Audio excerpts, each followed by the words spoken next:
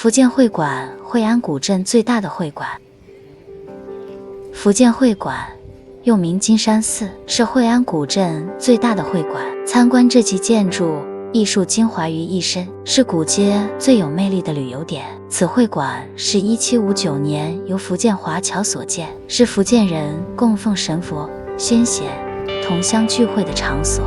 会馆按3字形建筑，从陈富街到潘周楨街，布局依次3关：前院、水池、树木，东西2排屋子，正殿、后院、后殿等。正殿供奉救护海难的女神、天后圣母、观世音菩萨、财神和3位保护生育女神及12位稳仆。